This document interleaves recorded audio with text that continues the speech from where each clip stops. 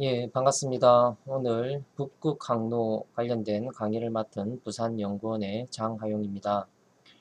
오늘 저번 시간에 이어서 여러분들 나중에 사회에 나오시고 또 여러 가지 준비하실 때에 조금 필요한 것들 그리고 생각해야 될 것들 그러나 일상 강의나 또 생활 중에서 만나기 쉽지 않은 것들 중심으로 조금 준비를 부탁을 받았고 여러분들 이후에 여러분들이 아마 사회생활 나오시고 또 저희 나이쯤 되었을 때에 실제적으로 이 북극 항로 시대가 열릴 터이고 여러분들이 지금부터 조금 준비해야 되는 부분들이 많이 있을 거다라는 좀 판단이 들어서 오늘 이 시간은 북극 항로의 최신 동향과 부산의 준비라는 주제로 준비하게 되었습니다. 여러 좀 생소한 부분들도 있으실 거고요. 그리고 조금 먼 내용들 그리고 이 북극 항로는 다른 주제와는 달리 이해관계자들이 많이 있습니다. 그래서 여러분들이 이러한 이해관계자들 사이에서 과연 무엇을 준비해야 할지 또 어떻게 준비해야 될지 살펴본다면 여러분들에게 유익한 시간이 될 수 있을 것 같습니다. 진행 중에 약간 좀 부자연스러운 부분들은 좀 너그러이 양해해 주시고요. 그리고 이후에 여러분들에게 곧 닥칠 미래다, 이미 와 있는 미래다 라고 생각을 하시면 큰 도움이 될 것이라고 판단이 듭니다. 그러면 오늘 강의를 시작하도록 하겠습니다. 이 북극 관련된 이야기를 하기 전에 꼭 여러분들이 기억하시고 또 명심해야 될 내용은 바로 북극에 사람이 있고 자연이 있다라는 것입니다. 그리고 저희들이 이야기할 이 북극 항로 그리고 이 여러 개발들은 그것들보다 우선되게 그곳에 있는 사람들과 함께 해야 되고 그리고 그곳에 있는 자연을 보호해야 한다라는 것을 여러분들 꼭 기억하셔야 합니다. 이러한 것 없이 이러한 원주민들, 사람들에 대한 고려와 고민 없이 그리고 자연의 보호에 대한 그런 배려 없이 우리가 이 북극 항로를 또 북극 여러 산업들을 개발을 추진한다면 필연적으로 그것은 실패할 수밖에 없습니다. 왜냐하면 그곳에는 나중에 말씀드리겠지만 북극해는 바로 그곳의 영유권 또 관할권을 주장하는 나라가 있고 그리고 그것에 여러 가지 많은 어떤 사람들의 이해관계들이 있습니다. 그래서 여러분들 북극 항로 꼭 기억하실 때 또 추진하실 때 북극에 관련된 여러 산업들 또 개발들을 우리가 추진할 때 이러한 사람과 자연에 대해서 먼저 꼭 고민해야 된다라는 것을 말씀드립니다. 먼저 북극 항로 아마 여러분들 조금 실제적인 이해들이 필요한데요. 여러분들 여러 가지 좀 아시고 또 여러 들었던 내용들도 있겠지만 한번 정리하고 가도록 하겠습니다. 먼저 제가 북극 항로에 관련해서 어, 뉴스 자료를 어, 가져왔습니다. 좀 여러 긴 부분들이 있어서 제가 조금 편집을 했는데요. 먼저 관련된 동영상 보고 이야기를 진행하도록 하겠습니다. 아시아의 동쪽 끝에 위치한 대한민국이 새로운 물류 허브를 꿈꾸고 있습니다. 한반도에서 유럽까지 이어지는 유라시아 물류망을 뚫겠다는 건데요. 한반도에서 모스크바를 거쳐 유럽 전역으로 뻗어가는 시베리아 횡단철도와 또 새롭게 등장한 북극 항로를 개척하기 위한 준비가 차근차근 진행되고 있습니다. 상암 시대를 맞아 준비한 MBC 기획 임병화, 박충희 두 기자가 그 현장에 다녀왔습니다. 러시아 극동의 블라디보스톡, 시베리아 횡단철도, TSR 열차가 모스크바를 향해 출발했습니다. 우라산맥을 넘고 바이칼루를 건너 9,288km, 꼬박 일주일이 걸립니다. 또 다른 대안은 북극 항로를 개척하는 겁니다. 지구온난화로 빙하가 녹으면서 여름철에 연안을 따라 열리는 백길 북극 항로. 인도양을 지나 수에즈 운하를 통과하는 기존 항로보다 7,000km가량 거리가 단축됩니다. 북위 69도, 북극권 최대 도시 노르웨이 트롬소. 여름이면 밤에도 해가 지지 않는 이 지역에 최근 북극 항로가 열렸습니다. 북반구의 한여름인 지금이 북극 항로의 최적기입니다. 유럽에서 출발한 선박은 이곳 트롬소 해안을 지나 한반도를 향해 출발합니다. 노르웨이는 이 북극 항로가 20년 안에 중요한 교역 루트가 될 것으로 보고 있습니다. So developing the resources in the Arctic in terms of transport, in terms of tourism, in terms of also in terms of environmental challenges. It's becoming a key interest. 현지 해운업체 역시 발빠르게 대규모 물류기지를 짓고 있습니다. Opening a new trade route between Europe and Asia. It is a great possibility for transport in this Northern Sea route. 우리나라는 이미 북극 항로의 핵심 당사국입니다. 지난 2002년 노르웨이 최북단 스발바르 제도에 북극 다산 기지를 열었고 지난해부턴 북극 이사회에도 공식 옵서버로 활동하고 있습니다. 국내 상선은 지난해 러시아 우스투르가 항에서 나프타를 싣고 35일 만에 광양항까지 도착하는 시범 운항에 성공했습니다. 노르웨이 또는 그 북극 협력에 있어서 가장 중요한 역할을 할 수밖에 없는 그 러시아와 협력에 초점을 두어서 쇠빙선 같은 특수 선박을 건조할 수 있는 기술력이 북극 항로를 개척하는 우리의 최대 강점. 중국은 다롄항을 북극 항로의 전진 기지로 기획하고 있고 일본은 90년대부터 북극기를 모색해 왔습니다. 우리는 러시아와 북극해 공동 개발을 협의하고 있습니다. 박근혜 대통령과 푸틴 러시아 대통령이 지난해 11월 정상회담에서 많이 보시죠. 북극 항로 공동 개척을 합의한 데 따른 후속 조치입니다. 러시아 이니시티브 그 대상 지역들이 배후지가 되거든요. 러시아라든가 중국하고 일본 같은 소위 말한 강대국들 사이에서 가교 역할을 충분히 해 나가지 않을까. 대륙을 관통하고 북극 항로를 가로질러 동북아 물류 허브로 자리 잡는 일. 경제 협력을 넘어 남북 관계와 우리 안보까지 좌우할 원대한 계획이 실현될지 주목됩니다. MBC 뉴스 박충입니다. 아마 동영상에서 오랜만에 보는 얼굴들이 많이 나왔을 겁니다. 예.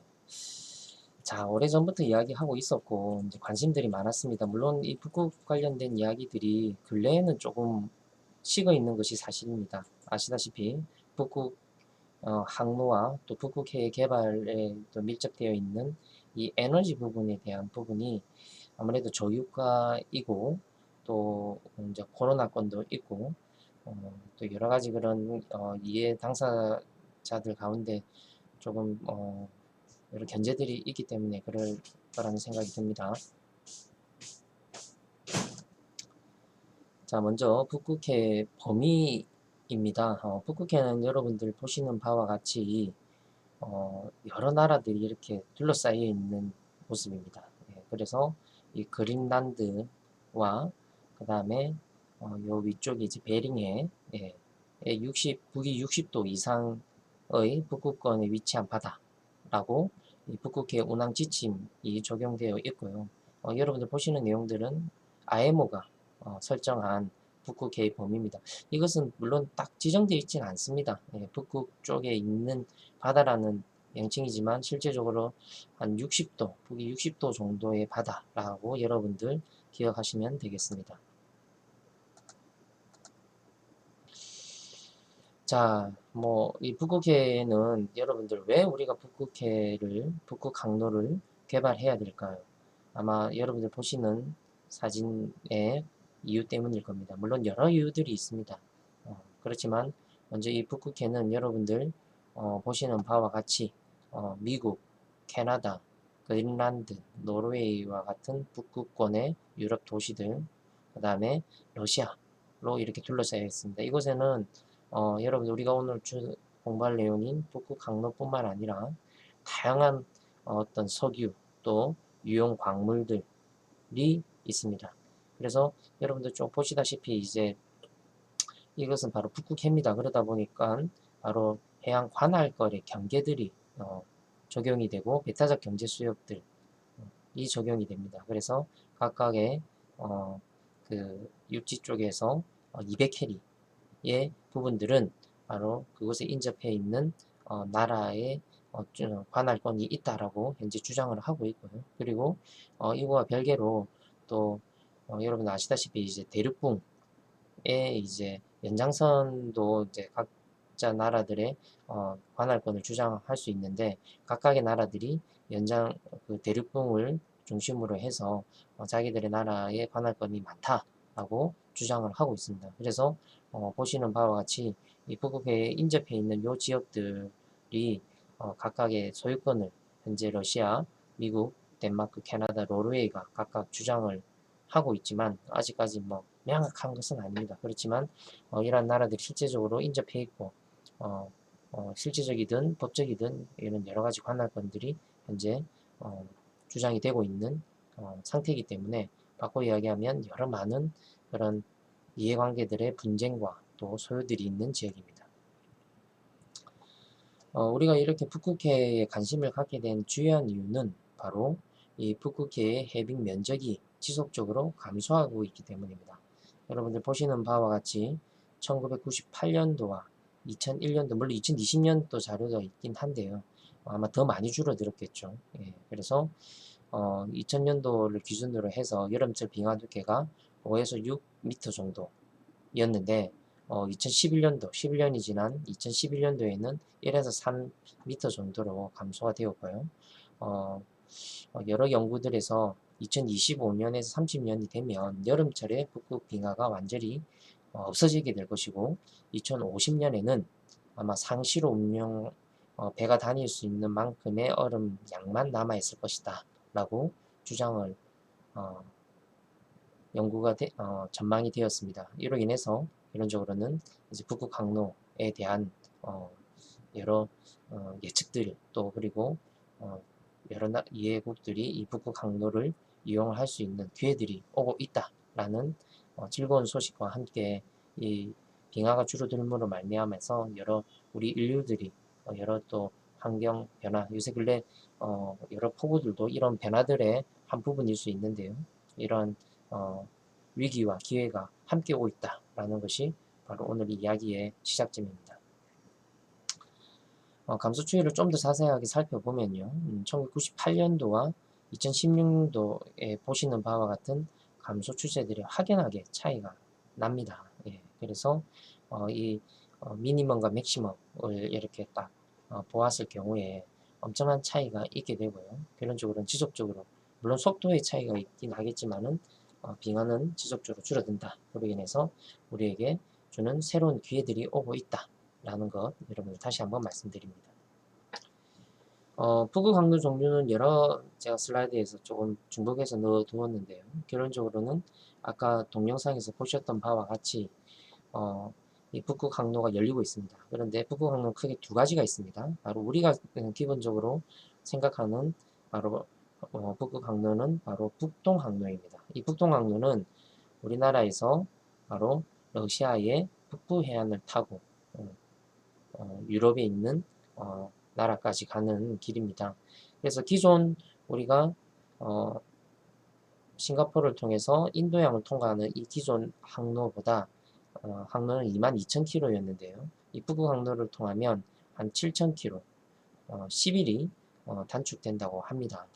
그리고 또 다른 항로는 바로 북서 항로입니다. 이 북서 항로는 부산에서 캐나다 북부 해역을 통해서 미국 또 아메리카 쪽, 남아메리카 쪽으로 가는 항로인데요. 예, 기존 항로에 비해서 5,000km, 한 6일 정도 단축된다고 합니다. 그래서 이 단축되는 길이와 일수는 선박의 종류와 또 그 항로의 특성에 따라서 달라질 겁니다. 그래서 이거는 꼭 정해져 있는 그 단축 양과 데이터는 아니지만 어쨌든 기존 항로보다 상당히 많은 길이와 시간이 단축된다라는 것이 오늘 이 이야기의 또 다른 중요한 핵심 포인트입니다. 우리나라에 있어서는 아까 북동항로, 북서항로 두 가지만 거의 해당이 되지만 실제 북극 항로는 거의 4가지 종류가 있습니다. 아까 여러분들 보셨던 바와 같이 이제 북동항로, 예, NSR이라고 영어로는 또 이야기를 하고요. 그리고 북서항로는 여러분들 이 녹색 선 보이시죠? NWP라고 하는 항로가 있습니다. 예, 그리고 그거와 또 추가적으로 TSR이라고 하는 실제적으로 북극 항로를 바로 가로지르는 항로가 있게 되고요. 그리고 이 두 대륙 간 바로 연결이 될 수 있는 ABR, 아틱 브릿지 루트라고 하는 이 ABR까지 크게 4가지 종류의 북극 항로가 있다라고 여러분들 기억하시면 되겠습니다. 북극 항로의 변화를 예측하기 위해서 지금 보시는 데이터는 북극 항로에 얼마나 많은 배들이 다녔느냐를 보여주고 있습니다. 그래서 여러분들 보시는 바와 같이 수많은 배들이 여러분들 이렇게 지나갔는데 그것에 대한 빈도가 2006년에서 15년에 보이는 데이터들에 비해서 더 많은 양의 배들이 다니고 있고요. 그리고 이러한 단일 배들의 예측치 2040년 이후에는요. 기존적으로 지금 북동 항로를 주로 이용을 하고 있지만은 이후에는 북서 항로도 오히려 더 많은 이용량이 있을 것이다 라고 많은 전문가들이 예측하고 있다 라는 것을 보여주고 있습니다. 그러면 실제적으로 이제 이러한 그 북극해 북동 항로의 물동량은 얼마나 될까요? 2018년도에 북동 항로를 이용한 선박 회사의 수를 보았을 경우에 대부분은 뭐 아시다시피 이제 러시아 국적의 선박입니다. 선박 회사인 73%가 바로 러시아 국적의 선박들이 이 북동 항로를 이용해서 바로 그 여러 사람과 화물을 운송했습니다. 그리고 나머지 27%는 러시아 유해 국적 선박의 회사들이 다니고 있습니다. 우리가 주목해야 될 것은 바로 러시아 이외의 이제 국적 선박 회사가 얼마나 이용했냐라는 것입니다. 왜냐하면 러시아 지역은 결론적으로는 그 자국의 이용을 위해서 어쩔 수 없이 다녀야 하는 화물과 사람이었다면 러시아 이외의 국적 선박의 회사들이 다녔던 이 양은 결론적으로 이제 이러한 북동 항로가 얼마만큼 상용화가 되고 있고 또 여러 다양한 나라들 이해관계자들이 이러한 북동 항로를 이용하고 있느냐라는 것을 보여주고 있는 척도이기 때문입니다. 보시는 데이터는 이러한 국적별 NSR 해역을 이용한 신청서, 이용을 위해서 신청서를 러시아에 제출을 해야 되는데요. 그러한 러시아에 신청서를 제출한 선박의 수입니다. 물론 이 신청서를 냈다고 해서 모든 선박들이 다 다니는 것은 아닙니다. 여러 가지 어떤 그 비즈니스 상황과 자연의 환경과 날씨 때문에 또 이용하지 않을 수도 있겠지만 지속적으로 이렇게 그 북동 항로를 이용을 하고 있다라는 것을 우리가 볼 수가 있습니다. 그리고 이곳을 이용한 그 선박의 제아톤수, 그러니까 얼마나 많은 화물을 싣고 다녔는지에 대한 데이터입니다. 그래서 다녔던 수의 증가의 양보다 보시는 바와 같이 이곳에 로 옮겨지는, 즉 북동 항로를 이용해서 옮겨지는 화물의 양이 얼마만큼 급속하게 증가하고 있는지를 보여줍니다. 바꿔 이야기하면 아까 화물의 양이 그렇게 줄어들지 않았었죠. 예. 그 선박의 수가 그렇게 엄청나게 늘어난 것은 아닙니다. 그런데 이에 비해서 화물의 양이 지속적으로 이렇게 늘어나고 있다라는 뜻은 이제 선박이 이전에는 바로 소형 선박이 주로 다녔다면은 이제 북동 항로는 대형 선박들 위주로 또 바로 어떤 상업적인 이용 중심으로 이 북동 항로가 이용되고 있다라고 우리가 알 수가 있습니다. 자, 그러면 이 북동 항로를 이용한 물동량은 주로 무슨 화물일까요? 기존적으로 여러분들 보시는 바와 같이 이 벌크 화물, 벌크 화물이 뭐죠? 바로 포장되어 있지 않은 석탄, 철광석과 같은 포장되어 있지 않은 일반 원자재 화물들 중심으로 운송이 되고 있습니다. 그래서 이 벌크 화물에는 제가 적어두었지만 산적 화물이라고 해서요. 바로 이제 그 기본적으로 아까 말씀드렸던 것뿐만 아니라 액체 화물들도 이 벌크 화물에 들어갑니다. 그래서 이러한 벌크 화물 중심의 화물들이 현재 이송이 되고 있다라는 것을 우리가 알 수가 있습니다. 이러한 이 북동 항로에는요 아주 다양한 항만이 있습니다. 그래서 지금 물론 항만의 개수들이 또 작은 항만들도 엄청나게 많이 있지만은 기존적으로 이 러시아 북극 러시아 지역만 해당이 됩니다. 무르만스크 이 무르만스크 지역에서 바로 베링 코프스키 지역 항까지 이르기까지 이 동서로의 약 72개의 항만으로 구성이 되어 있고요. 이 72개의 항만 각각이 다 각각의 특성들이 있습니다. 그 중에 조금 큰 항만들은 제가 이렇게 파란색으로 이렇게 구분을 해 두었는데요. 예, 아무래도 그 지역의 주민들이 또 산업들만 이용하는 작은 항만에 비해서 방금 표시해둔 지역들은 아주 큰 항만들입니다. 그런데 이러한 항만들의 그 물동량을 이렇게 조금 보시면요, 아주 큰 차이가 있죠. 예, 아주 큰 차이가 있습니다. 바꿔 이야기하면 각각의 항만마다의 어떤 특성과 또 크기와 또 어떤 현대화된 장비 시설 간에는 큰 차이가 있습니다. 그래서 향후에 아마 북극 항로가 개발이 되게 되면은 분명 그 북극 항로에 인접해 있는 항만들에 대한 개발 수요들이 많이 늘어날 것으로 판단이 들고요. 이러한 항만의 개발에 있어서는 또 우리나라가 아주 강점이 있기 때문에 북극 항로의 개발이 되면 아마 여러분들 꼭 기억하셔야 될 것은 항만이 개발될 것이고, 항만의 개발로 인해서 우리나라의 또 새로운 항만 건설과 또 여러 그 장비 산업의 새로운 기회가 될 것이다 라고 예측이 됩니다.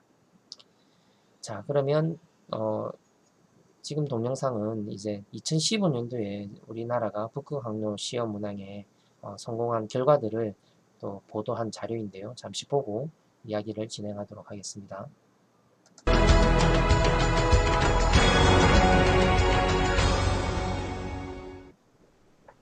우리나라 최초로 북극 항로를 개척한 유조선이 오늘 오전 전남 여수에 도착했습니다. KBS가 단독으로 동행 취재했습니다.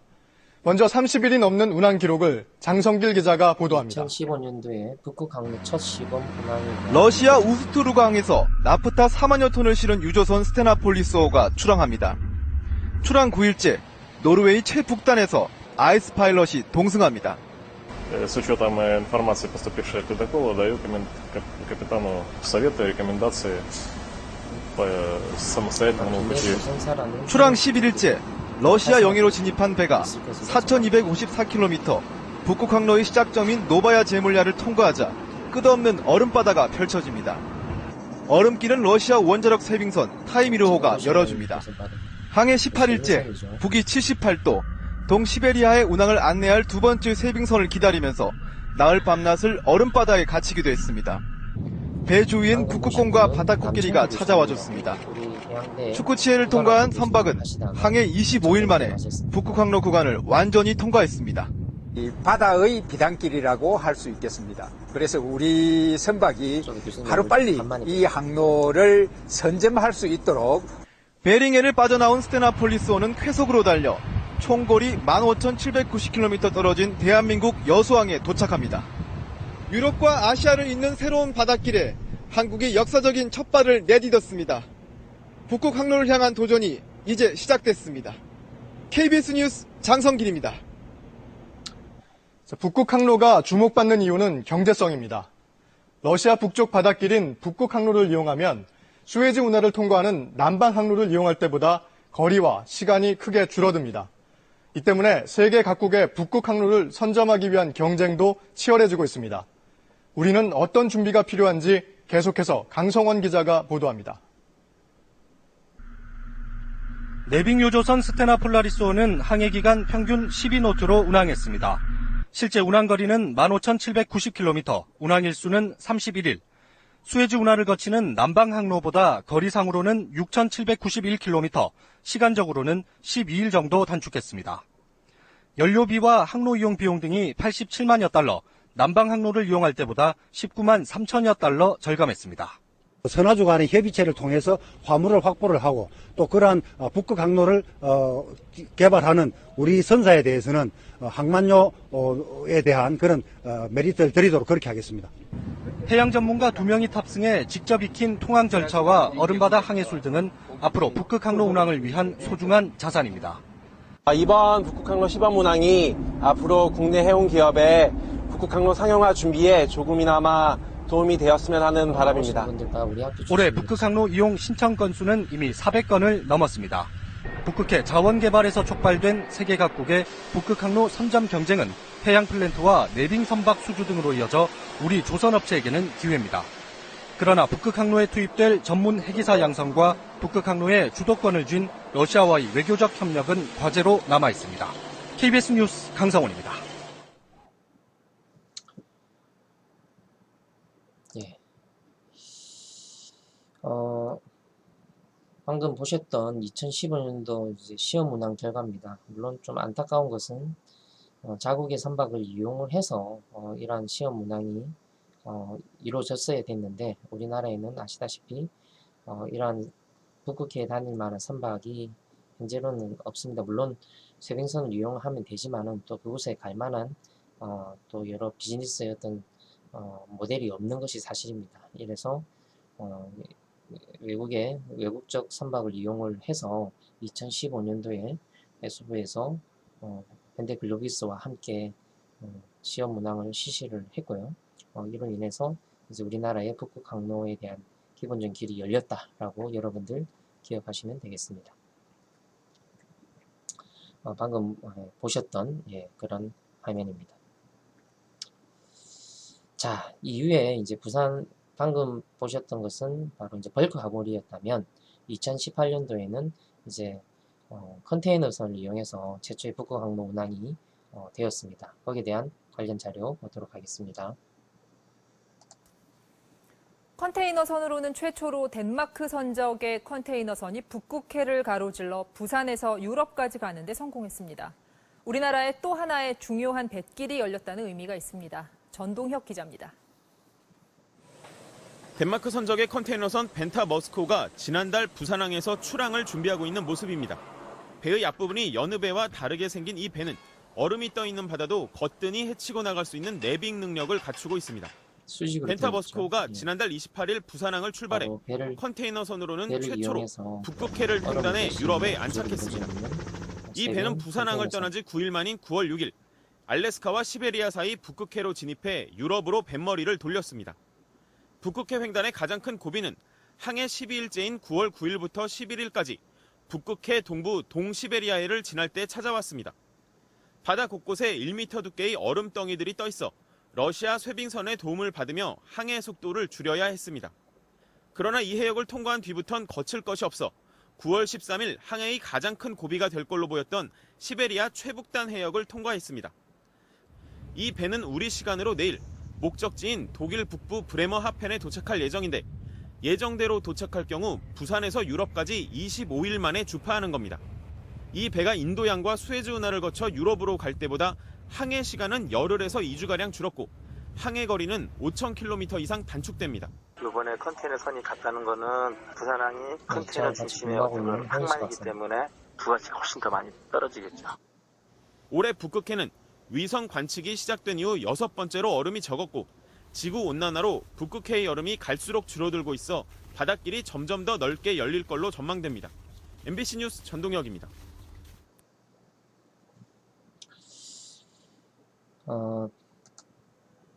실제 뭐 여러 이야기들을 할 수가 있겠지만요. 어쨌든 그 해외에서는 이 북극 항로에 대한 이 상업적 이용에 대한 여러 이해와 관심들이 많이 있습니다.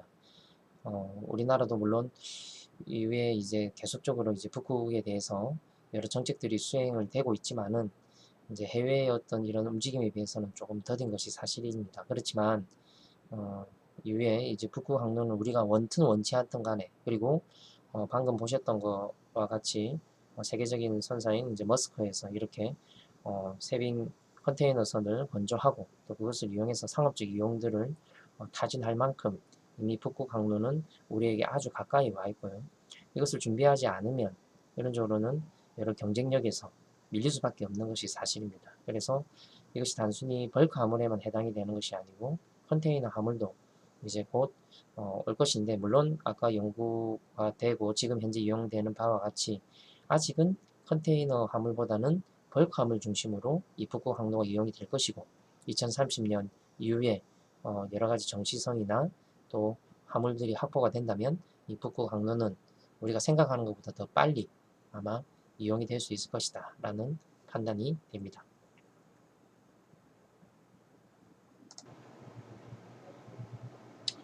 네, 두 번째 이슈는 북극 항로의 이면을 우리가 이제 살펴보려고 합니다. 이 북극 항로가 다 좋은 것처럼 보이지만 실제적으로는 그렇지 않다는 거죠.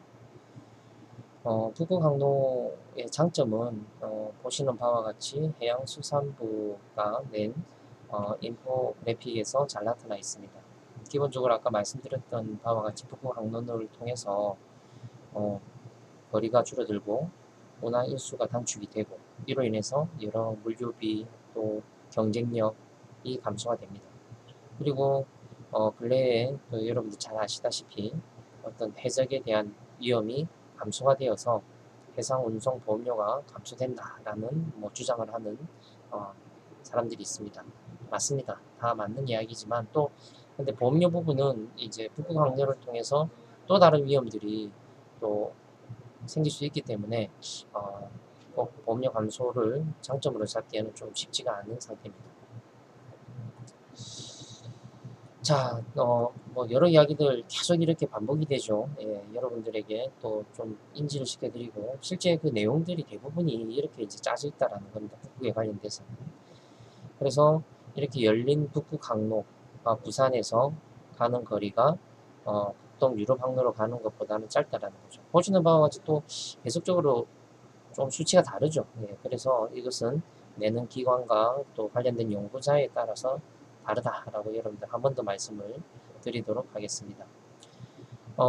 이런 북극 항로에 있어서는 여러분들 보시는 바와 같이 이곳에 바로 자원이 많이 있기 때문이 가장 큰 이유 중에 한 가지입니다.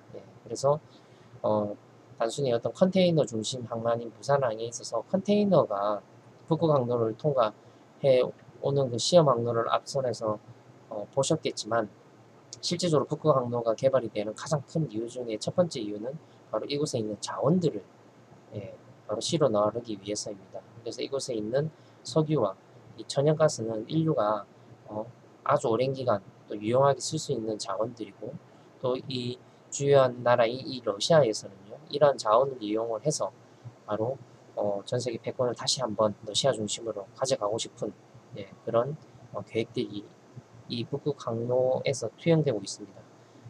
그래서 이런 북극 항로는 계속적으로 개발이 되고 있지만 단점이 있습니다. 바로 어떤 단점이냐? 지금 현재 기준으로 해서 이 짧은 해빙기입니다. 바로 3, 4개월만 활용할 수 있다는 단점인데요. 일반적으로 상업 운전이 가능하려면 연간 최소 100일 이상 전기선이 다닐 수 있어야 합니다.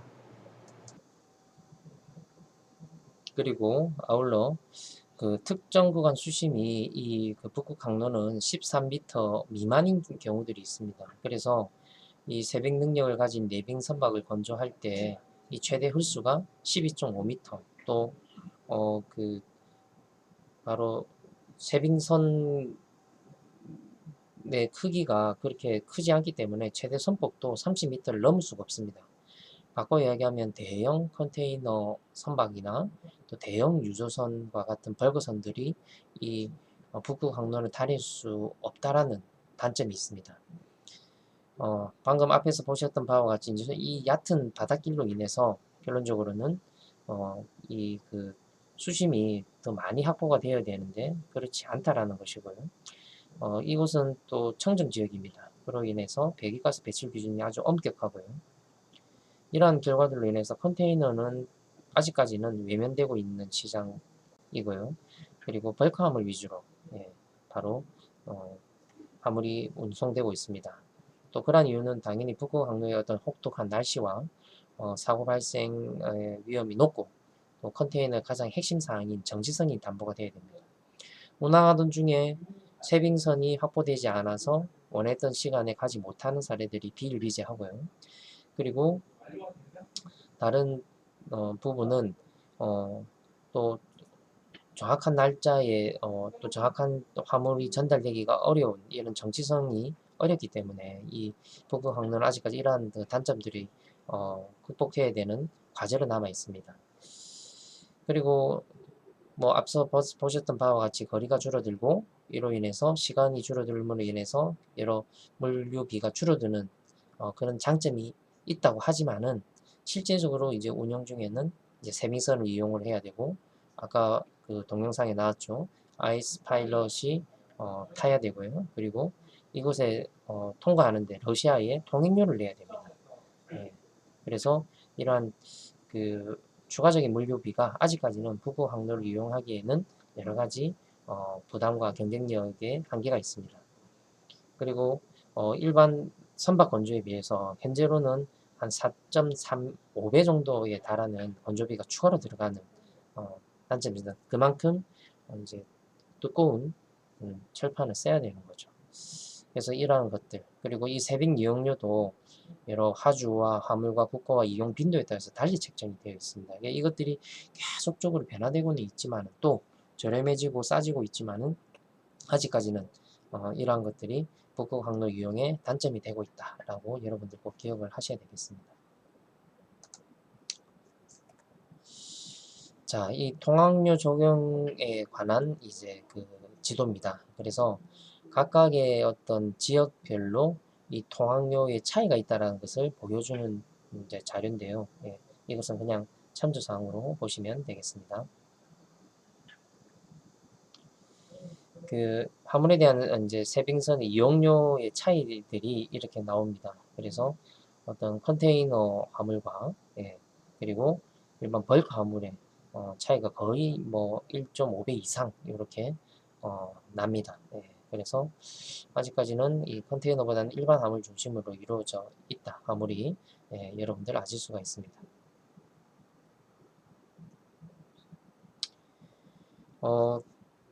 그럼 과연 이 모든 국가들이 다 북극 항로를 이용을 해서 이점이 있을까라는 겁니다. 또 바꿔 얘기하면 또 우리 부산이, 우리 한국이 이 북극 항로를 이용을 해서 유럽으로 갔을 경우에 이 유럽의 모든 나라에 다 이 북극 항로를 이용하는 것이 더 유리한가라는 거죠. 결론은 그렇지 않다라는 겁니다. 그래서 여러 조사를 연구를 해본 결과 한국 같은 경우에는 부산의 경우에 북극 항로를 이용했을 때 유리한 나라는 포르투갈, 스페인과 이 포르투갈 요 인근 지역만 어떤 절감의 효과가 있고 그 외의 지역은 기존의 항로를 이용하는 것이 더 유리하다라는 결론입니다. 일본은 이제 스페인, 그리고 중국은 포르투갈, 프랑스, 홍콩은 프랑스까지가 이제 어떤 거리적인 또 시간적인 절감이 있다라는 것이고, 물론 이렇게 거리와 시간의 절감이 있다고 북극 항로가 무조건 다 유리하다는 것은 아니죠. 아까 앞에서 보셨던 것과 같이 뭐 쇄빙선이나 또 파일럿이나 또 기타 통항료라는 그러한 면들이 더해지게 되면 아마 이것들보다 더 위쪽에 있는 북유럽 국가로 이제 한정이 될 가능성이 많습니다만, 어쨌든 그런 것들은 차치하고 일단 거리적으로 절감의 한계는 우리나라는 바로 포르투갈까지다라고 보시면 되겠습니다.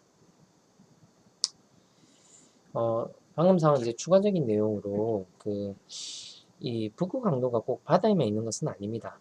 여러분들 요새 근래에는 이제 코로나로 인해서 이제 비행기를 많이 타실 수가 없는데, 바로 북극 항로라고 했을 때는 바로 항공적인 측면의 북극 항로가 있죠. 그래서 기본적인 어떤 캄차카 항로와 북태평양 항로보다 비행기가 북극 항로를 이용하는 것이 거리적으로 짧습니다. 그렇지만 또 어떤 한계가 있죠? 우주 방사능에 논란이 있고 또 여러 문제들이 있어서 이제 북극 항로를 이용을 만약에 한다면 여러분 잘 아시다시피 이제 비행기 승무원들에게 이러한 동의들을 받아야 되는 그런 부분들이 있습니다. 아직 선박을 이용한 북극 항로를 에 대해서 이제 어떤 우주 방사능에 대한 부분들에 대한 연구들과 또 내용들은 나와 있지 않지만, 아마 이런 부분들도 아마 일반 항로보다는 우주 방사능에 노출될 가능성이 많고, 이제 이런 것들에 대한 어떤 승무원들의 선박 승무원들의 어떤 보호에 대한 부분들도 이후에 북극 항로가 활성화된다면 이야기가 아마 많이 될 것으로 예상이 됩니다.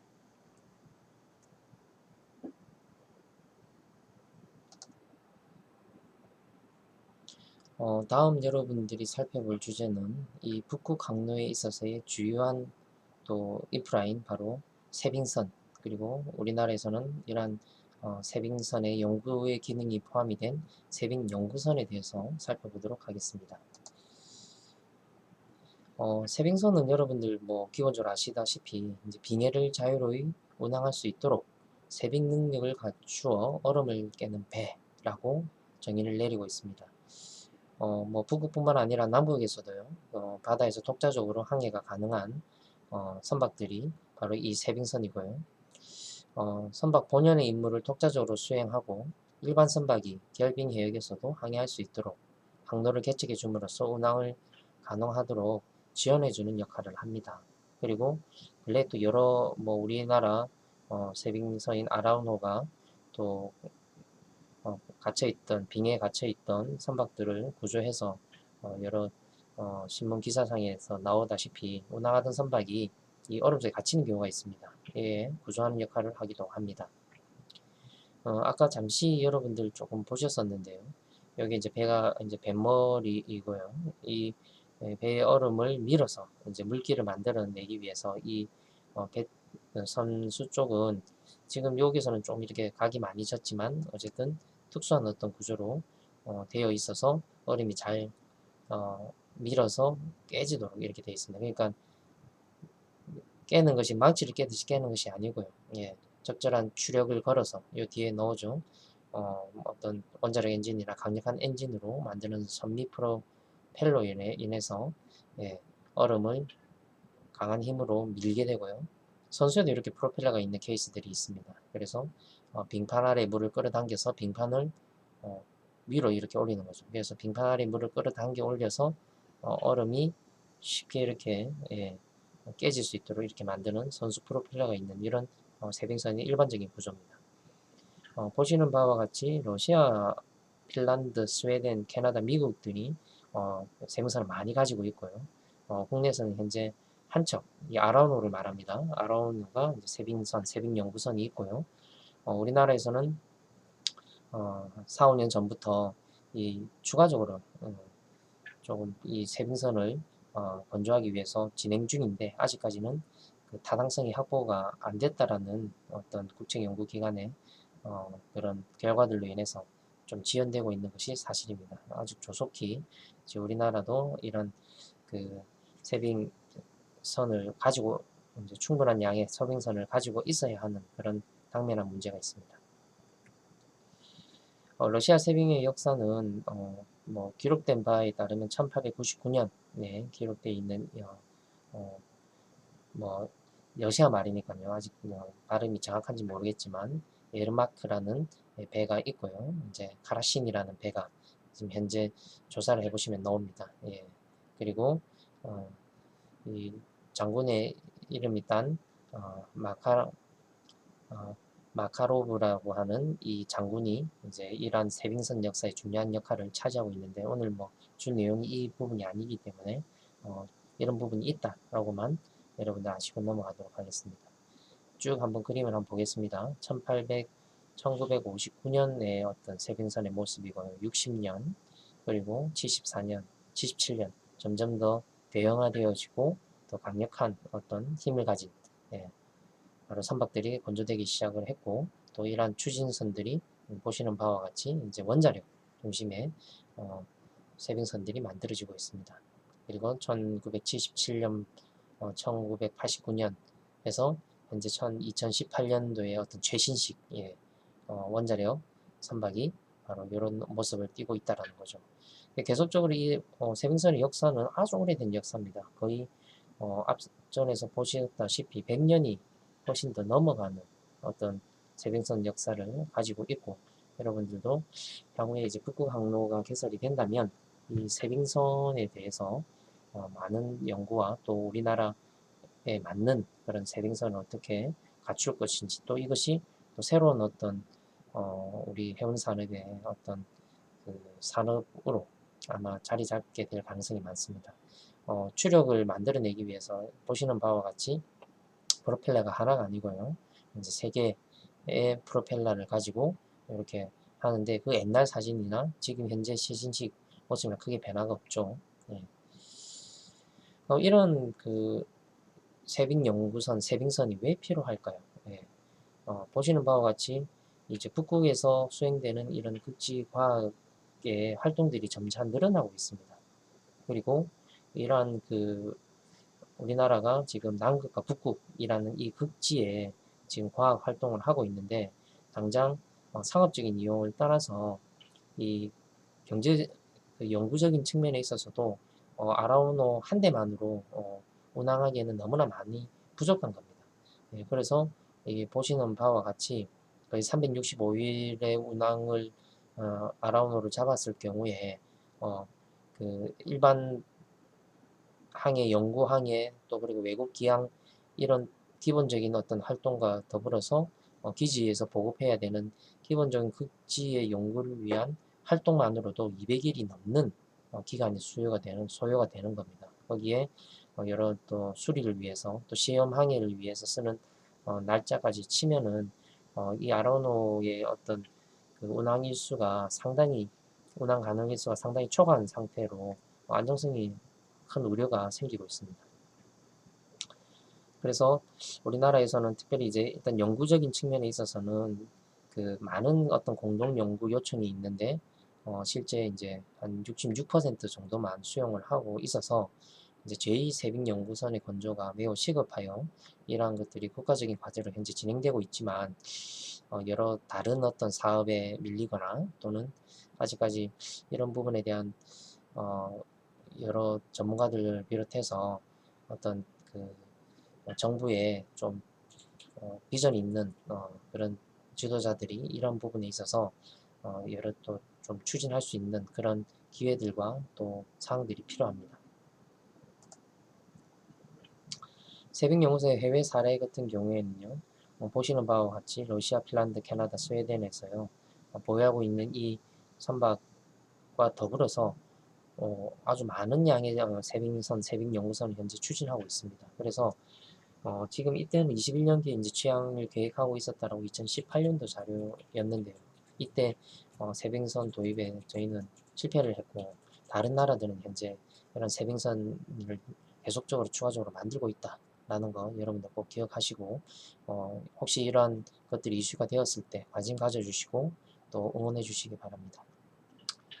그래서 우리나라는 지금 폴라 10 정도, 마이너스 35도 정도 견딜 수 있는 배가 지금 아라운드고요. 이제 이후에는 폴라 20 정도, 마이너스 45도에 해당이 되는 얼음을 깰 수 있는, 지역에 있는 얼음을 깰 수 있는 이제 세빙연구선 도입을 추진하고 있습니다. 그리고 여러 그 연구 장비 및 시설물 운영이 많이 좀 될 수 있는, 그래서 여러 이제 어떤 시험들을 할 수 있는 장비들을 실을 수 있는 큰 어떤 선박들을 추진을 하고 있고요.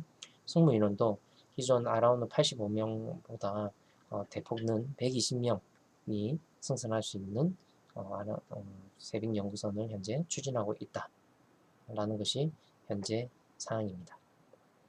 그래서 이제 기존 여러분들 아시다시피 우리나라 최초의 세빙선인 이 아라운호에 비해서 길이도 10m, 9m 정도 더 늘게 되고요.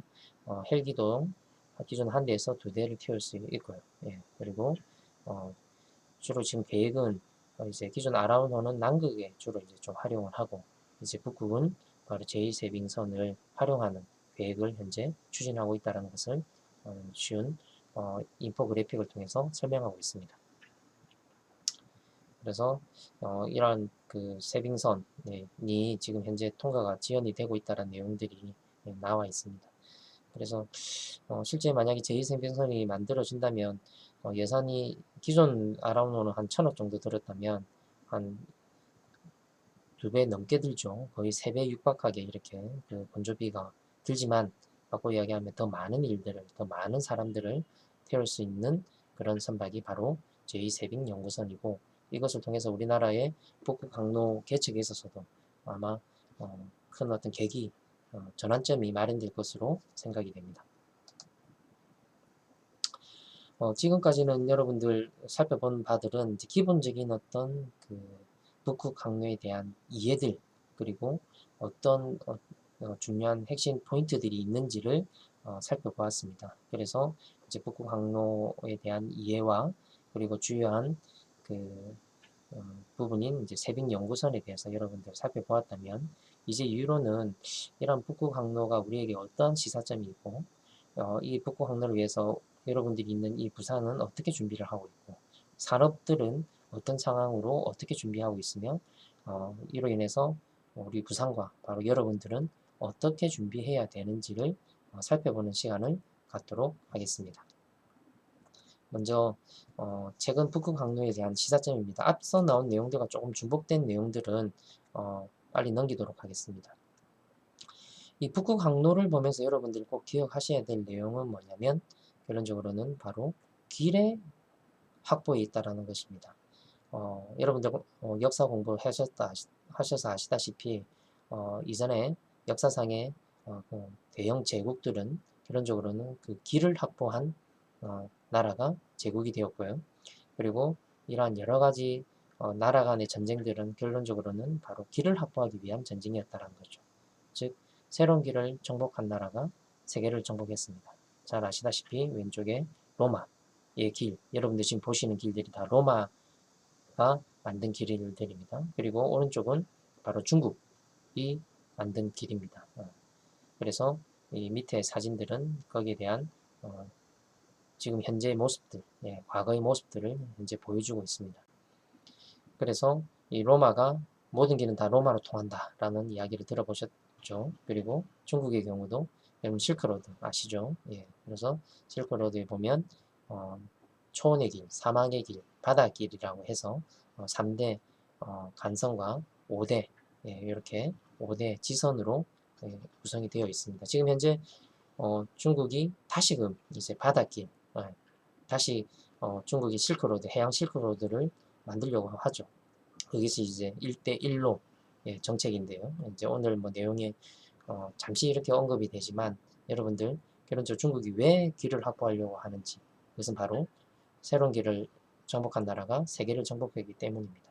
그래서 이러한 길에 대한 확보가 지금 현재 단순히 상업적인 이용에서 더 추가해서 바로 이 나라 간에 어떻게 보면은 그 주도권 경쟁에 있다라고 여러분들 보시면 오히려 더 현실감 있게 이런 것들을 보실 수가 있을 것 같습니다. 앞서 여러분들 다 좀 보셨던 내용입니다. 앞서 조금 제가 그 북극 항로의 장단점을 이야기를 드렸었는데요. 이 북극 항로의 이점은 결론적으로는 이제 저렴하다는 겁니다.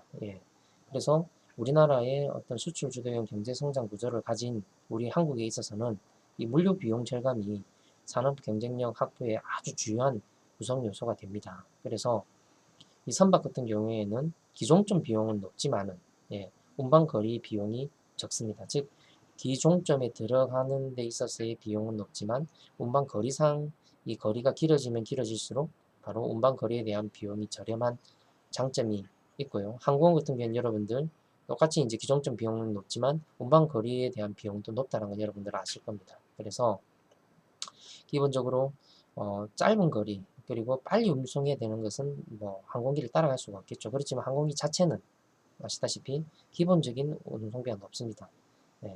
그리고 선박도 거기에 못지않게 짧은 거리를 운송할 때는 비용이 높지만은 이것이 거리가 길어지게 되면 이 선박은 아시다시피 여러분들 더 잘 아시겠죠. 바로 운반에 대한 거리 비용이 적습니다. 그로 인해서 여러분들 바로 이 바다를 이용하는 우리나라, 특별히 수출 주도형 경제 구조를 가진 우리나라에 있어서는 바로 북극 항로가 우리들에게 있어서는 어떤 물류 비용 절감에 또 산업 경쟁력 확보에 새로운 기회가 되고 있다는 거죠. 거기다가 지금 여러분 잘 아시다시피 공항과 항만과 철도가 합쳐진 트라이포트가 만약에 형성이 되게 된다면 아마 이러한 그 물류비 절감의 이점은 더욱더 아마 극대화될 것이라고 판단이 됩니다. 실질적으로 이제 앞서 살펴본 내용이 조금 더 세부적인 내용인데요. 북극해 항로의 운항 사례를 통해서 이 경제성을 비교를 했습니다. 그래서 실제적으로 이제 우리나라의 선라이즈라고 하는 펜오션 소속 배가 이제 북극 항로를 경유를 했는데요. 이것이 기존 수에즈 운하를 운영한 것보다 실제적으로 항일수는 22일이나 단축이 되었고요.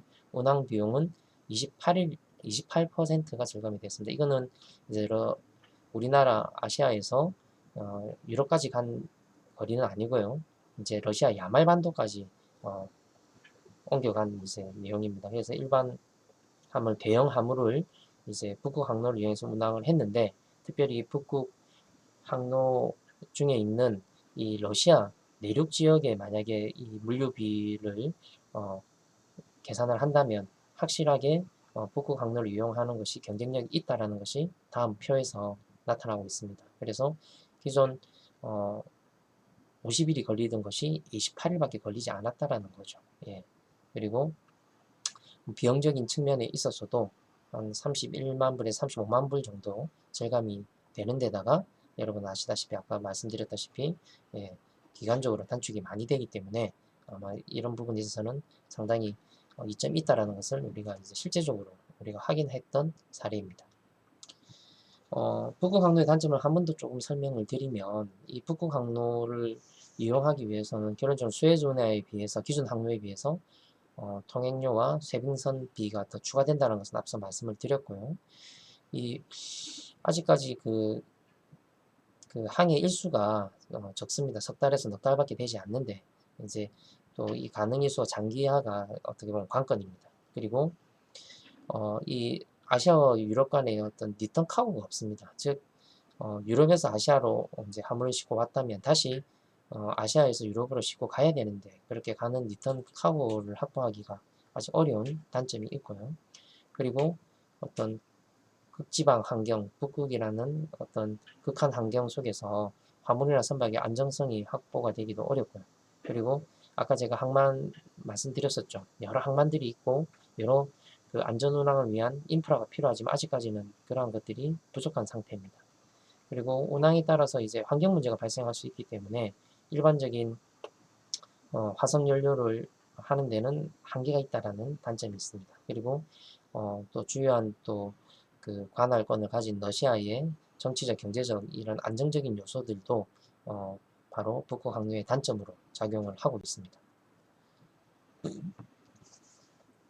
2019년도 이제 최신 자료입니다. 아까 2018년도까지 제가 보여드렸었는데요. 2019년도의 경우에 2019년도 제가 10월달에 그때 이제 조사를 했었는데 총 항해 수가 2,228회가 있었습니다. 북극 항로를 이용해서 그 중에 이용한 선박의 수는 한 258척이 되죠. 그러니까 258척이 이제 거의 요 2,000번을 넘게 이렇게 다닌 겁니다. 그 중에 풀로 그러니까 유럽에서 아시아로, 아시아에서 유럽으로 갔던 통과 항해를 했던 것은 총 31회 정도 된다라는 겁니다. 그리고 물동량은 한 7,900만 총톤수가 나왔는데요. GT가 나왔는데 제가 앞서 살펴보았던 바와 같이 벌크 화물이라고 했죠. 그 벌크 화물 중에 대부분이 이제 액화 화물들, 즉 LNG와 탱커로 구성되어 있다라고 여러분들 보시면 되겠고요.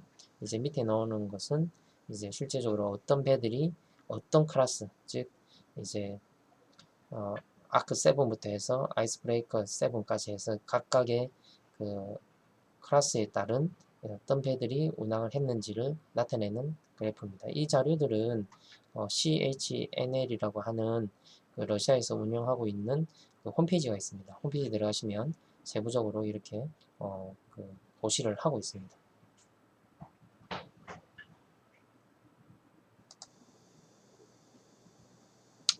자, 다음은 북극 항로와 우리 해양 수도 부산이 무엇을 준비하고 있는지 살펴보도록 하겠습니다.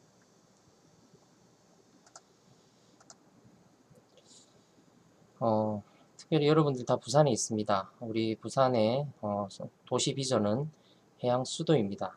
해양 수도가 무엇이냐? 저희 부산광역시 해양 수도 구현을 위한 해양산업 육성 조례에 따르면 해양 수도는 해양을 기반으로 경제, 사회, 문화 활동들이 활발하고 해양 산업이 종합적으로 발달한 도시다 라고 정의를 내리고 있습니다.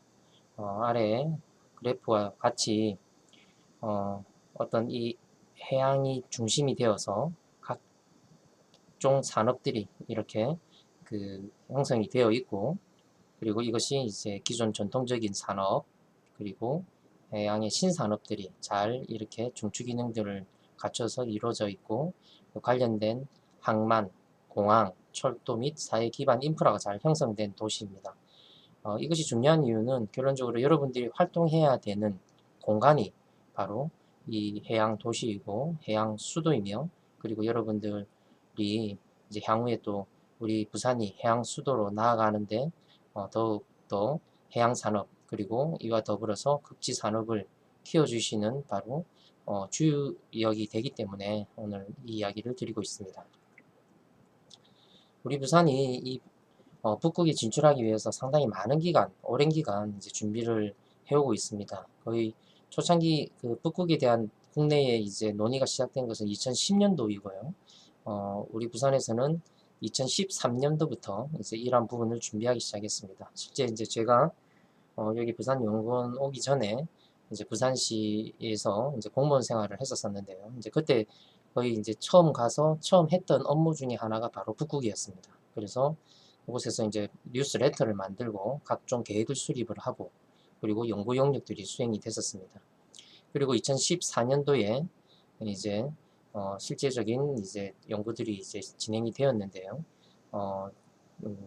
저도 이제 같이 갔었었는데 이제 아이슬란드에서 열리는 세계 3대 회의인 북극 서클 회의에 우리 부산 대표단이 꾸려져서 참석을 했었고요. 또 이를 계기로 그 북극 산업 컨퍼런스라고 하는 이카브라고 하는 행사가 만들어져서 작년까지 개최가 되었었습니다. 그리고 2015년에는 저희 부산연구원 안에 북극 정책 포럼이라는 책자가 만들어지고 이제 센터가 만들어져서 운영이 되었고 국제해양 미래 포럼이라는 것이 이제 국제 신문사를 중심으로 해서 만들어져서 지금도 활발하게 운영이 되고 있습니다.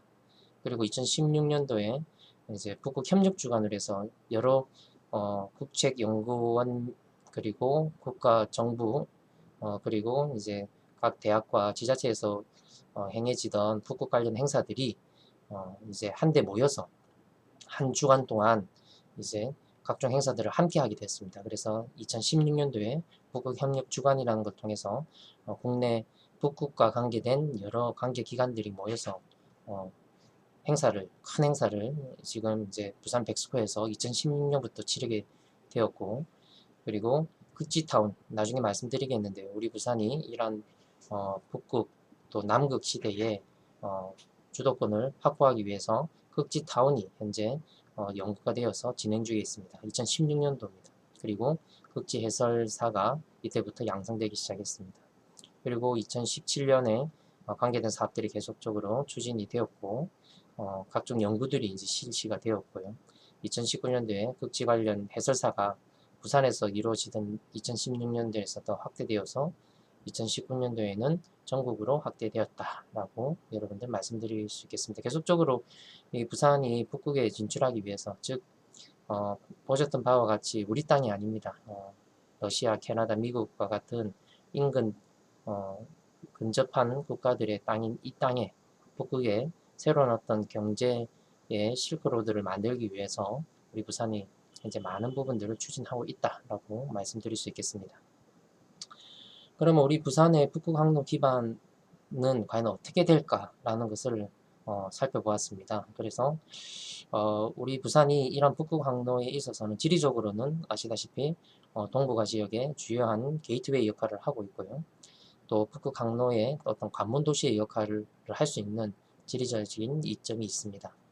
그리고 산업적으로는 우리 부산이 또 그런 북극 항로를 다니기 위한 조선 그리고 기계 산업의 생태계가 아주 확고하게 형성되어 있고 지역 산업이 이러한 그 북극에 진출하려고 하는 의지가 매우 높다는 것이 여러 연구에서 나와 있습니다. 그리고 국내 해양 산업이 밀집되어 있고 여러분들의 또 대부분들이 또 우리 부산에서 근무하시겠죠.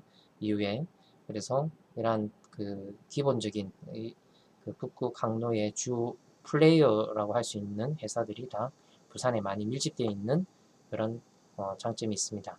그리고 사회적으로 여건으로 이제 극지도시와의 교류를 지금 활발히 추진하고 있습니다. 앞서 보셨던 바와 같이 이제 뉴질랜드나 기타 관계된 도시와 교류가 활발히 이루어지고 있고요. 지금 현재 부산의 가장 좋은 땅에 극지타운을 만들려고 하고 있습니다. 이것이 남극, 북극을 비롯해서 관계된 여러 인프라들, 교육 기반, 그리고 여러 문화 기반의 활동을 할 수 있는 극지타운을 입지를 이미 확보해서 지금 현재 진행 중이고요. 그리고 아까 보셨던 여러 포럼들 또 행사들을 통해서 극지의 저변 확대에 기여를 하고 있습니다. 그리고 여러분 잘 아시다시피 여러분들이 계신 곳 옆에 동삼동에 바로 해양과 극지 관계된 연구기관들이 모여있는 그런 큰 장점이 있습니다. 좀 더 자세하게 설명을 드리면 여러분 아시다시피 지금 현재 시대가 많이 변하고 있습니다. 우리가 한반도 평화시대에 이 북극 항로는 우리 남북 교류에 있어서의 새로운 어떤 기회들을 제공할 것이고요. 우리 부산은 바로 이 북극 항로가 열리게 된다면 또 통일시대에 이 북한의 귀한 자원과 그리고 여러 지리적인 이점을 활용을 해서 오히려 더 태평양 시대 전진기지 역할을 할 것이라고 기대가 되고 있습니다. 그리고 둘째로 신북방과 신남방 경제 많이 들어보셨죠? 이 정도 들어와서 많이 추진하고 있는 부분인데요. 신북방 신남방 경제권에 있어서 가교 역할을 할 것이다. 신북방 신남방 정책에. 그리고 동북아의 어떤 에너지 허브 역할을 할 것이다. 지금 현재 예전부터 많이 논의가 되었었는데 남북로 가스관이 바로 지금 중국과 또 북한을 통해서 또 우리나라 이렇게 들어오는 라인이 있습니다. 이것들이 향후에 이제 일본까지 이렇게 연결될 때 주요한 핵심적인 위치에 거하고 있고요. 그리고 이러한 것들과 더불어 동북아 물류 허브로서 북극 항로가 역할을 할 것이다 라고 기대가 되고 있습니다. 이 부산은 특별히 이제 신북방 정책에 있어서 주요한 또 역할을 하고 있고 그 중에 핵심적인 사업이 바로 북극 항로입니다. 정부가 추진하고 있는 정책인 신북방 정책이 바로 라인 브릿지라고 하는 전략입니다. 그래서 가스, 철도, 항만, 전력, 북극 항로, 조선, 농업, 수산, 일자리 등 9개 분야에 동시적으로 이제 이렇게 협력 사업을 하는 것인데요. 이 중에 이제 북극 항로는 아주 중요한 신북방 정책의 위치를 차지하고 있고 이러한 신북방 시장의 선도를 우리나라가 할 것이고 거기서 주요한 또 도시가 바로 우리 부산이라고 지정되어 지금 열심히 계획이 수립 중에 있습니다. 아까 보셨던 내용입니다. 자, 그리고 더 중요한 내용이 있습니다. 아까 내용에 조금 더 세부적인 내용인데요. 왜 그러면 이 신남방, 신북방 경제권에 있어서 이 북극이 중요하냐라는 거죠. 여러분 잘 아시다시피 지금 북한의 경우에 오히려 이 동남아 지역의 인건비보다 더 싼 인건비를 지금 인건비에 이점이 있습니다. 그래서 북한의 어떤 경제특구 인건비 경쟁력으로 어떤 한중일의 제조업 생산기지가 이전될 가능성이 높고 특별히 또 부산항을 통해서 북한의 지금 현재 항만이 정확하게 어떻게 보면 항만이 아직 개설이 안 되고 또 아직 항만 인프라가 많이 노후한 상태입니다. 그래서 남북한 통일 시대에는 바로 북한 특구 지역의 원자재 반입 및 그 다음에 완제품 반출이 바로 부산에서 이루어질 것이고 이 부산은 통일 시대에 바로 북한의 이런 저렴한 인건비를 통해서 한중일뿐만 아니라 전 세계 제조업의 생산기지가 만들어질 것이고 그리고 그렇게 만들어진 바로 완제품과 그리고 그 완제품을 만들기 위한 원자재들이 바로 북극 항로를 통해서 아주 경쟁력 가진 물류비의 이점을 가진 이 부산항의 물류 네트워크를 통해서 전달될 것이다 라는 것이 지금 현재 우리가 북극의 시대에 기대하는 부산의 모습입니다. 자, 다음으로 북극 항로와 그러면 부산의 북극 산업은 어떤 현황이 있는지 한번 살펴보도록 하겠습니다. 실제 이제 여러분들이 현장에 가시면 보실 내용입니다. 현재 저희 연구원에서 북극 진출을 위해서 부산 기업들의 인식조사를 실시를 했었습니다. 그래서 북한의 개방에 따른 우리 부산 기업들, 특별히 바로 여러분들이 또 근무하시는 이런 해양산업, 해양 물류 산업들이 이 북극에 대해서 어떻게 인식하고 있고 어떻게 준비하고 있는지에 대한 설문을 2015년부터 지속적으로 실시를 하고 있습니다. 이에 대한 이제 결과 이제 북극에 대한 인식도는 매년 뭐 좀 더디긴 하지만은 계속적으로 높아지고 있고요. 5점 만점에 2.5 정도 되니까 한 절반 되는 기업들이 이제 북극에 대한 인식을 하고 있고요.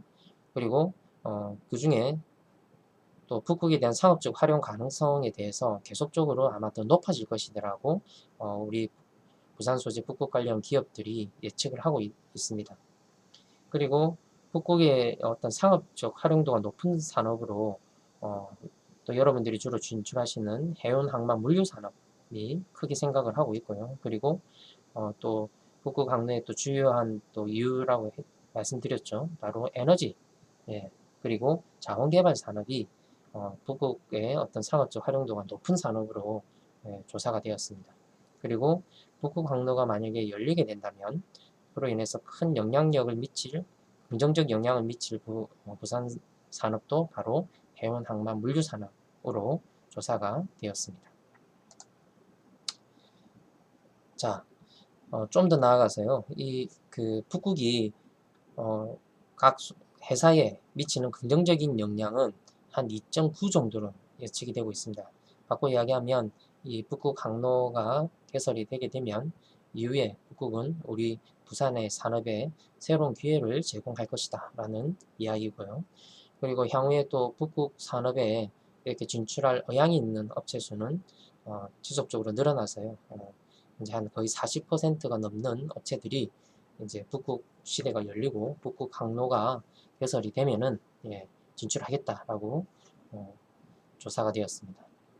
그리고 최우선 북극 진출 전략으로 이제 여러 가지 것들이 있지만은 바로 이제 시장 개척 등의 어떤 판로 확보가 중요하고 그 뒤에 어떤 기술 개발 순으로 어떤 우리가 북극에 진출하기 위해서 무엇을 해야 되는지에 대한 기업체들의 전략은 다음과 같이 조사가 되었고요.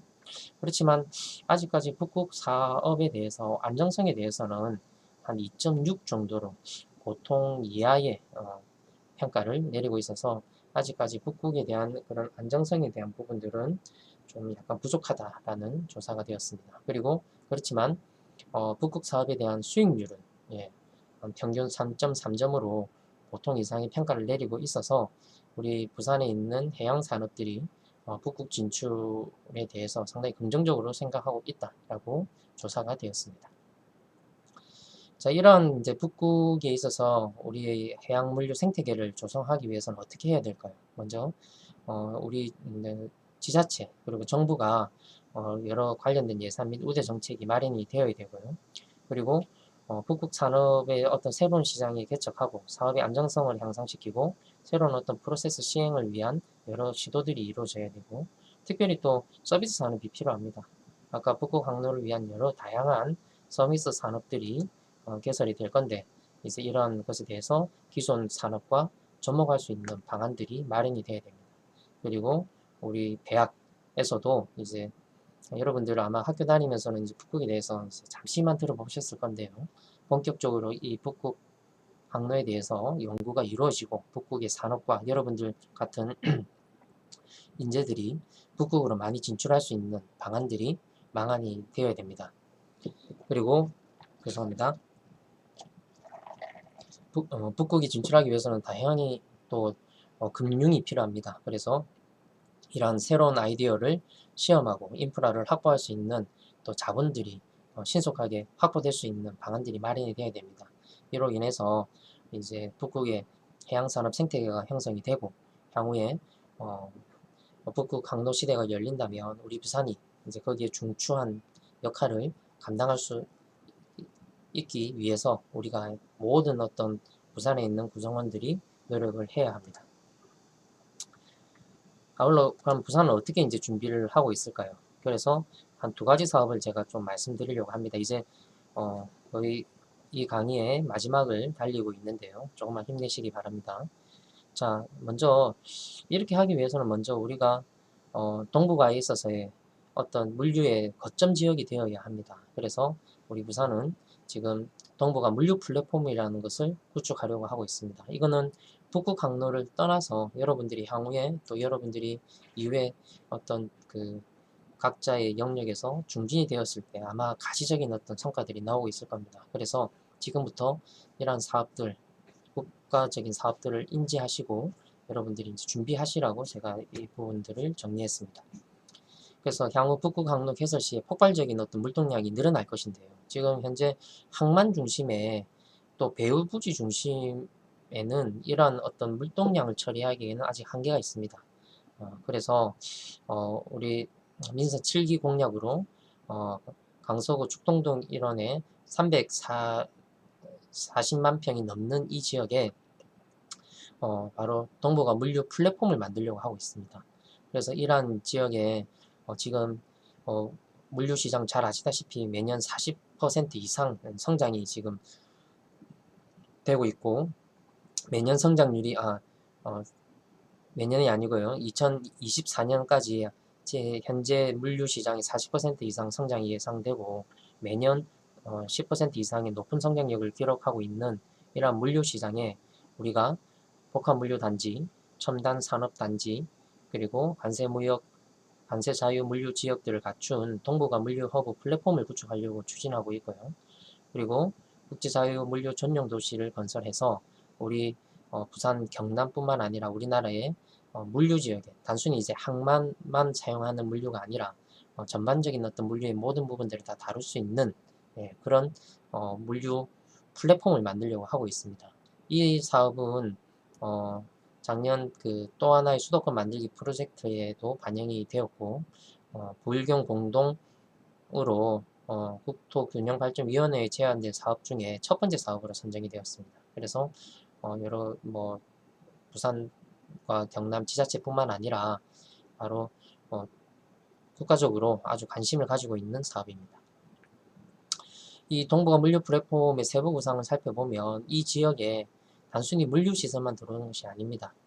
그래서 어떤 스마트 산업 단지가 들어오고요. 그리고 공유경제 물류 플랫폼과 관계된 여러 최신식 물류 시스템들이 들어오게 되고, 각 지역에 특화된 그런 단지가 들어올 텐데, 이 지역에는 이제 전자상거래 물류 플랫폼을 비롯한 각종 핵심적인 어떤 사업이 들어오게 될 것입니다. 그리고 국제 물류 비즈니스 단지가 형성이 되어서 물류 단지뿐만 아니라 관계된 파생 산업들을 할 수 있는 그런 곳이 될 겁니다. 아마 이곳이 활성화되면 여러분들이 아마 이곳에서 여러분들 근무하실 날이 멀지 않아 올 것 같고요. 그렇게 동북아 물류 플랫폼이 만들어질 때 바로 핵심적인 또 인프라가 결론적으로는 북극 항로와 관계된 인프라가 될 것이다 라고 예측이 됩니다. 이로 인해서 지금 아시다시피 이 한 태평양과 유라시아를 연결하는 바로 물류 플랫폼을 형성하려고 하고 있습니다. 그래서 지금 현재 우리 부산항은 세계 2위 환적 항만입니다. 그런데 아무래도 환적 항만은 고용 창출이 및 이제 경제 기여도가 낮습니다. 그렇지만 우리 이 환적 항만을 바탕으로 해서 세계 2위의 물류 플랫폼으로 도약하려고 하고 있습니다.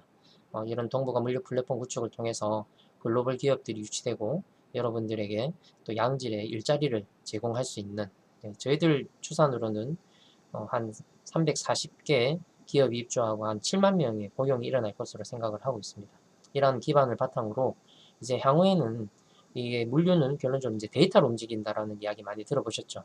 바로 물류 플랫폼과 데이터 센터 기반의 동북아 이런 해양 물류 쪽에 데이터 플랫폼을 구현해서 전 세계적인 이 물류의 데이터의 거점 지역으로 육성하겠다라는 비전을 가지고 있습니다. 다음 사업으로는 바로 흑지타운입니다. 여러분들 지금 여기가 무슨 다리입니까? 바로 우리 광안대교죠. 광안대교에서 이쪽에 이제 유명한 아파트들이 두 개가 있죠. 그래서 남겨진 땅이 하나 있습니다. 이 어떤 지역인지 아시겠죠? 여러분 보시면 광안대교의 용호동 지역에 이쪽에 이제 다 아파트들, 큰 대단지 아파트들이 있고요. 거기에 지금 부지로 하나 남았던 이 땅을 우리 부산은 이제 극지를 위한 타운을 조성하려고 하고 있습니다. 이 극지타운을 조성하려는 목적은 국가적인 관점에서 기존의 극지연구의 지평을 확대하고 극지산업화에 중점을 둔 부산시 극지인프라 구축을 통해서 극지연구와 시너지 효과, 즉 극지 산업을 키우려고 하고 있습니다. 그래서 기본적으로는 연구 기능 그리고 교육 기능이 있지만 향후에는 이 지역이 또 북극 항로에 있어서 뭐 북극뿐만 아니라 남극의 주요한 어떤 그 개발이 되었을 때 거점 역할을 하기 위해서 이 지역을 부산시에서는 다른 사업들도 급한 사업들도 있지만 향후 여러분들의 세대, 미래 세대들을 위해서 준비를 바로 극지를 두고 준비하고 있는 상태입니다. 이 극지타운이 만약에 만들어지게 되면요, 예, 뭐 생산 한 746억 원의 생산 유발 효과가 있고요, 700여 명이 넘는 그런 고용 유발 효과가 있을 것으로 생각이 되고 있습니다. 뭐 이것뿐만 아니라 눈에 보이지 않는 그런 효과들이 많이 있겠죠. 바로 우리가 극지 시대에 우리 부산이 또 동북아의 거점 도시의 역할을 할 것이다라는 눈에 보이지 않는 무형의 그런 파급 효과도 크게 있는 것으로 조사되고 있습니다. 이런 극지타운이 조성이 되면 아마 여러분들이 이제 극지를 위해서 뭐 북극뿐만 아니라 남극도 오늘은 이제 주제상 북극을 이야기하기 때문에 남극은 이야기를 못 드렸는데 남극도 2048년이 되면 남극 조약이 끝나게 됩니다. 그로 인해서 지금은 어떤 영구적인 목적, 평화적인 목적으로만 남극을 이용하고 있지만 2048년 그 남극 조약이 끝나면 아마 이 남극 대륙의 남극 대륙을 어떤 전 인류의 공존을 위해서 어떤 새로운 어떤 그 이용에 대한 논의가 시작이 될 겁니다. 그럴 때쯤 되면 아마 여러분들이 북극뿐만 아니라 남극도 우리 부산에 새로운 어떤 먹거리가 되고 기회가 될 것이 확실합니다. 그래서 이러한 부분들을 미리 준비하기 위해서 극지타운을 현재 준비를 하고 있다라고 여러분들 보시면 되겠습니다. 그로 인해서 이제 극지의 연구 역량이 강화되고 과학기술이 개발될 뿐만 아니라 이 남북 협력과 지역의 균형 발전까지 될 것이다라고 기대가 됩니다. 상당히 많은 양이었습니다. 70페이지가 넘는 양을 짧은 시간에 하려고 하니까 아마 여러분들 많이 조금 힘들어 하셨을 텐데 이제 마지막 장입니다. 우리가 이제 왜 북극 항로에 가야 되느냐, 오늘 뭐 이야기의 어떤 결론 부분입니다. 여러분 우리 북극 항로 왜 해야 될까요? 제일 중요한 것은 제가 제일 첫 장에서 말씀드렸습니다. 바로 북극 항로는 경제적인 이용보다는 먼저 북극의 자연과 원주민 보호가 최우선이다 라고 여러분들 꼭 기억하셔야 됩니다. 그러한 어떤 기준점 안에서 우리가 이제 북극 항로를 경제적으로 이용을 해서 전 인류가 함께 그러한 이익들을 나누는 그런 어떤 공익적인 목적으로 이 북극 항로는 접근하셔야 되고요. 그리고 그러한 어떤 목적으로 해서 여러 많은 그 연구들과 정책들이 이후에 나타날 것입니다. 여러분 그럴 때에 조금 이해도를 높이시기 위해서 제가 이 이야기를 제일 먼저 뽑았습니다. 두 번째로 이제 북극 항로가 아시다시피 이제 우리 땅이 아닙니다. 그 인접국들 그리고 바다는 여러분들 아시다시피 IMO의 규정에 의해서 경제적 배타 수역, 경제적 배타 수역인 200캐리가 적용이 됩니다. 그리고 대륙분까지 이렇게 치면 각자의 나라들이 인접한 국가들, 러시아가 제일 크겠고요. 그 다음에 캐나다, 미국 뿐만 아니라 유럽의 나라들이 각자의 어떤 영토임을, 해양 영토임을 주장하고 있는 곳입니다. 이러한 북극 항로의 활용을 위해서는 우선적으로 우리가 할 일은 어차피 우리 땅이 아닙니다. 그로 인해서 우리는 이제 그들이 협력하기 위해서 우리가 가진 어떤 이점인 기술적인, 법적인 안정성을 확보하기 위해서 다양한 기여를 할 수 있는 그런 것들을 보여줘야 되고요. 우리가 그런 어떤 조선 산업과 기타 IT 산업 그리고 여러 강점이 되는 산업들을 바탕으로 해서 그네들과 기술적으로 법적으로 그런 안정성을 확보하는데 기여를 하게 되고 그렇게 되었을 경우에 결론적으로는 우리가 우리 땅이 아니지만은 우리 땅과 같이 북극 항로를 부산과 또 여러분들의 발전을 위해서 활용할 수 있게 될 것입니다. 화물에 그런데 문제가 많죠. 아직 화물 이동에 따라서 통행료가 있습니다. 그래서 이런 경제적인 문제들 그리고 뭐 보셨다시피 그런 아이스 파일럿부터 시작을 해서 여러 가지 그런 경제적인 문제들이 해결이 되어야 되고요.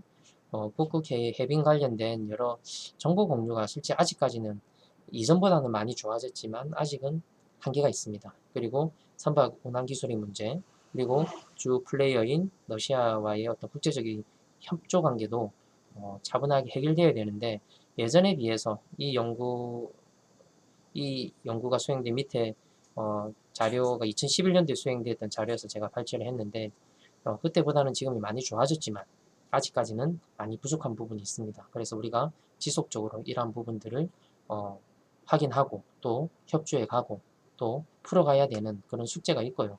아마 여러분들이 각자 이제 산업계로 나와서 자리를 잡는 그 시기에는 아마 이 부분들이 많이 해결되어 있을 거라고 생각이 듭니다.